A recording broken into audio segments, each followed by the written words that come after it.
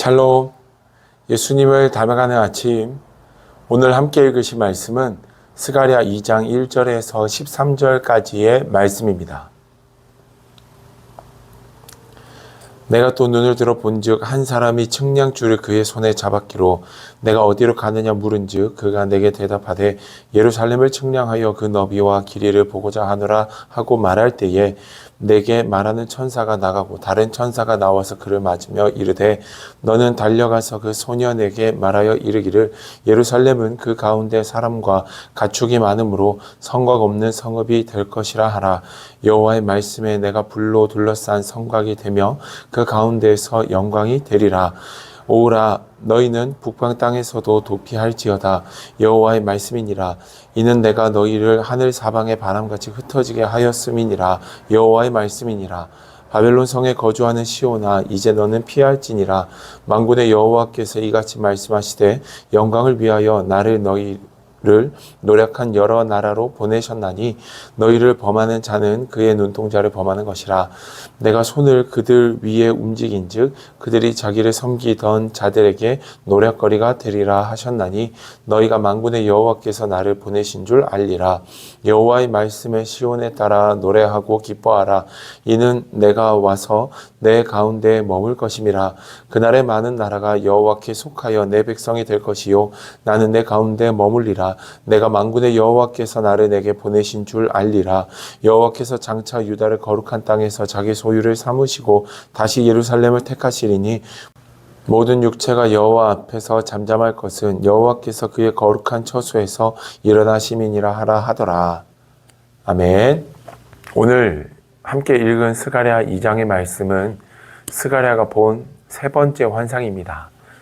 이 세 번째 환상에는 측량줄을 들고 있는 한 사람이 나오는데요. 이 측량줄은 길이가 얼마나 되고 또 높이가 얼마나 되는지를 재는, 지금으로 말하자면 줄자와 같은 것이 측량줄입니다. 이 측량줄을 들고 있는 한 사람이 예루살렘 성벽을 측량하려고 합니다. 당시에 예루살렘의 상황이 어떠했느냐? 그 사람의 수도 많고 그 가축의 수도 많아서 성벽의 둘레보다도 사람과 가축이 더 많아 측량하는 것이 쉽지 않은 게 예루살렘의 모습이었습니다. 여러분 상상해 보시면 성벽 안에 있는 사람들은 안전하고 보호를 받을 수 있지만 성벽의 바깥에 있는 사람들은 보호받을 수 없는, 공격이 오면 그저 당하고 약탈당할 수밖에 없는 상황이 예루살렘의 상황입니다.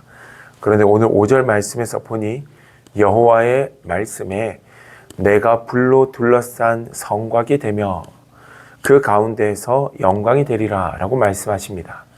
하나님께서 그들의 예루살렘 주민들의 성벽이 되어 주실 것을 말씀하시더라 라는 것입니다. 여러분 너무나도 은혜요, 너무나도 참 감사하며 이 모든 것들이 참 감격으로 다가올 수 있을 만한 일일 것 같습니다.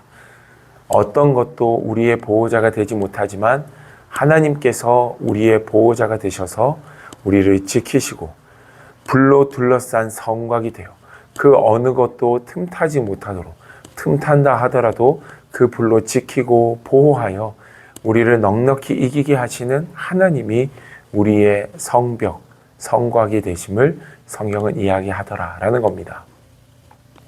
이스라엘 백성들이 광야에서 40년을 머물 때 구름 기둥이 그들과 늘 언제나 함께 했습니다. 구름 기둥은 이스라엘 백성들과 함께하며 그들을 보호하고 그들을 인도하는 역할을 감당했습니다. 이건 단순한 구름이 아니라 하나님의 영광, 하나님의 임재를 상징하는 것이었습니다. 오늘 본문도 마찬가지입니다. 성벽이 온전히 세워지지 못해 인구는 많아지고 가축들은 많아지지만 온전한 보호를 받지 못하고 있는 이스라엘 백성들을 불로 지키고 함께 하겠다는 하나님의 약속의 말씀이 오늘 본문의 말씀이더라라는 겁니다. 예전에 건축을 하시던 장로님께 들은 이야기 중에 한 가지가 있는데, 아예 새로운 땅에 건물을 짓는 것보다 기존에 지어져 있던 건물에 리모델링 하는 것이 때로는 더 힘들고 더 많은 비용이 들 때가 있다는 말을 들은 적이 있습니다. 아예 처음부터 새로 지으면 괜찮지만 리모델링 하는 것이 더 많은 비용과 에너지가 소비될 때가 있다라는 겁니다. 이스라엘 백성들, 오히려 하나님께서는 전혀 새로운 백성들로 새롭게 세워 하나님의 말씀 안에서 그들을 세워가신다면 더 쉬울 수 있습니다.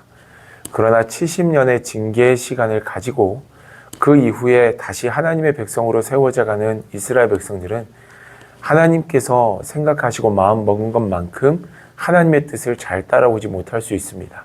그리고 그것이 현실이었고 그들이 하나님의 이름을 원망하며 이제는 정말 하나님이 함께하고 계신 것이 맞는지에 대한 불평과 의심이 들고 있는 그때에 하나님은 여전히 그들과 함께 하시고 다시 새롭게 하나님의 이름 위에 하나님의 백성, 하나님의 나라를 세워갈 것을 오늘 본문의 말씀은 이야기하시더라는 것입니다. 사랑하는 여러분, 우리의 생각과 우리가 살아온 환경들, 우리의 습관들을 주 안에서 고쳐간다는 것이 참 쉽지 않습니다. 그러나 그 일들을 가능하게 하시는 분은 하나님이시며 그 일을 할 수 있도록 하나님이 우리의 인생의 성벽이 되어 주실 것입니다.